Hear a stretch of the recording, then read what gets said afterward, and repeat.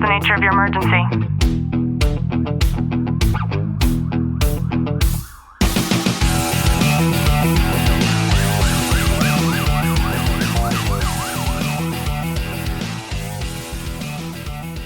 Welcome back to the Tactical Living Podcast. I'm your host, Ashley Walton, joined by Sergeant Walton. And how are you? I'm good. You know, something really interesting is at the onset of your career, up until now, there have been many times where if you need something in order to be able to ensure the highest protection of your life, we make sure that we buy it. I think that's something especially over the years, you see the dynamic shift. You see things change on, equipment and gear, whatever you may be wearing. Like uniforms, of course, you replace those. They wear out. You need new stuff just to look professional, look sharp, whatever it may be.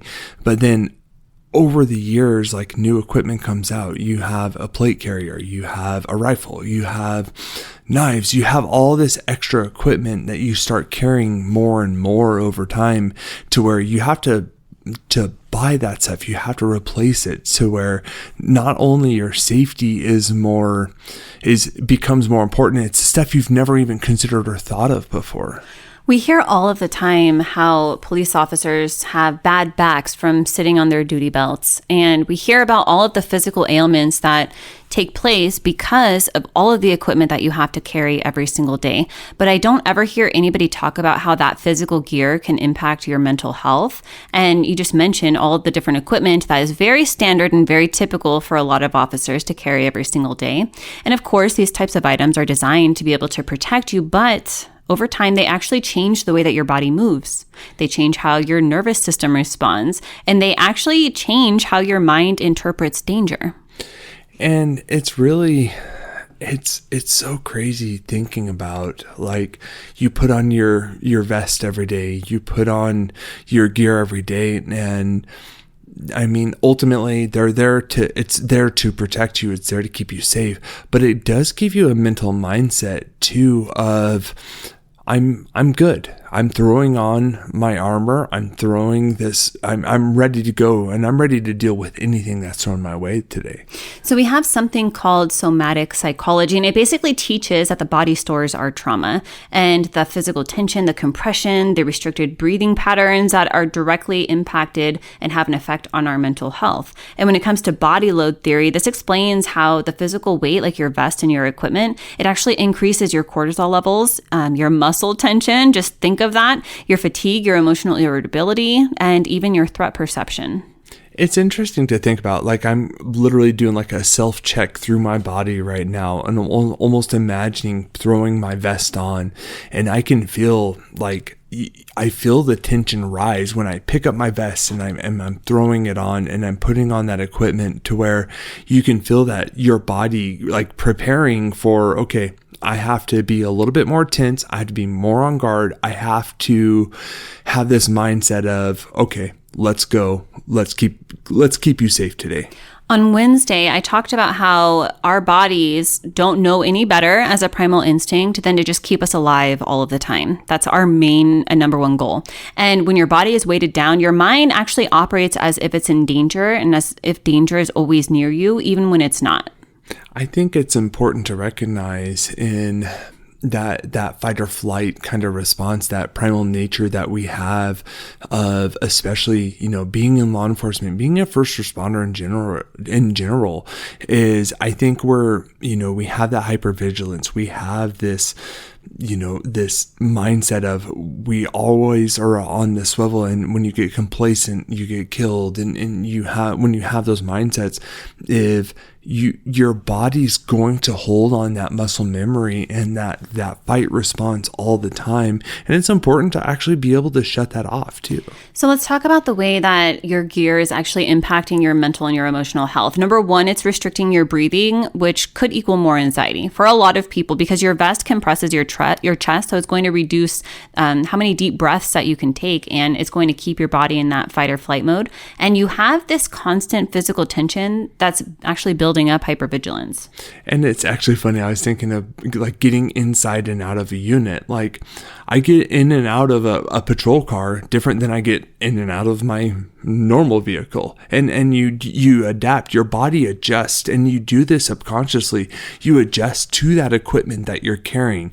And so I think we do that where we're not recognize those little micro adjustments that we're doing throughout the day in and day out with our equipment, with that weight that we're carrying on our shoulders. Or the micro adaptability that's going through your body, right? It now acquires certain muscles to be able to physically get out of your vehicle in the same way that you're used to, but now when you add on like a 30-pound at least weight load. Yeah, I think that's where you start seeing those adjustments being made. And because ultimately, like just as I said with the example of getting in and out of your patrol car, your muscles, remember that, okay, getting in and out of this car, it's different than if I were to go hop in my truck right now and just drive off. You know, I've had reconstructive surgery on my knee twice. I need to have it again, but I'm not so keen on the whole cadaver tendon thing.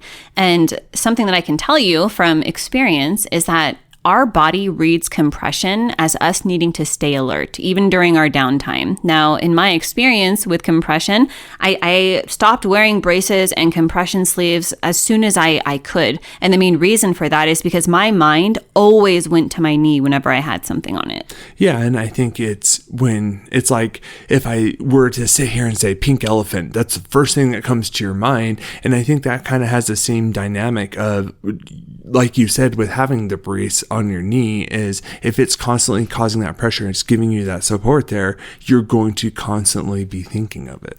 And if you don't have the proper equipment, or you have no choice but to be wearing the equipment that you are, a lot of chronic pain can fuel your irritability and make emotional exhaustion something that's present all of the time. So if you have hip or neck or back pain, it's slowly going to drain your patience and your emotional bandwidth.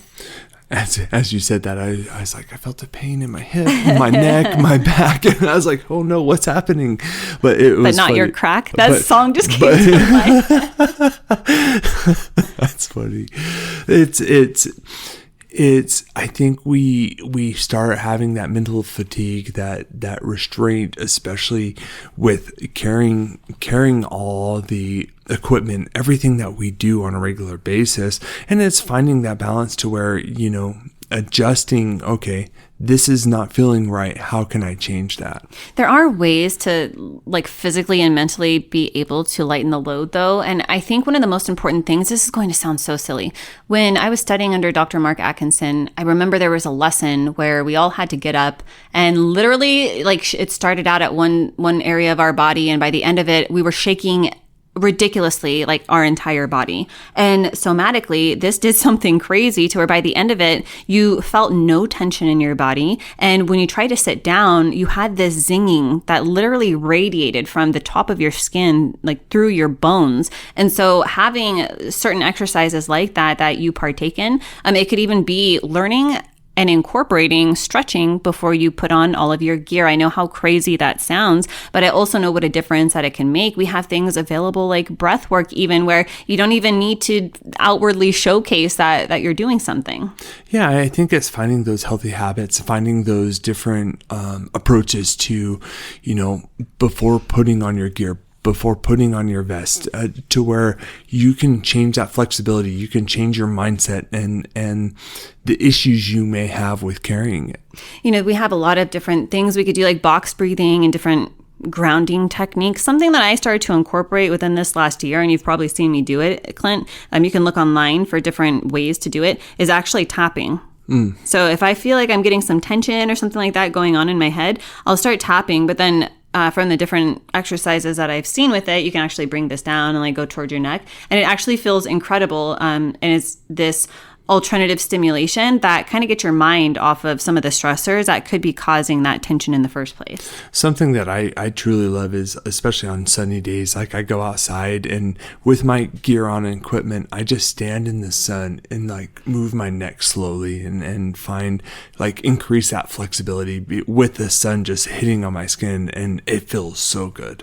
So we've now realized that we're literally in threat mode if you're wearing, the duty belt and the vest every day. day. So figure out what it is for you that's going to allow you to be able to exit that threat mode, and make sure that you're incorporating that on a daily basis to where you have a ritual in place that literally tells your mind, okay, now it's time for us to kind of settle down emotionally and physically. I think it's so important to do and find those healthy habits to be able to get outside of your comfort zone with it, because it can change everything. I hope you've gotten some value out of today's episode. If you have, do us a favor, drop a review, subscribe down below. And as always, know that I'm sending you a long, tight hug from my home to yours.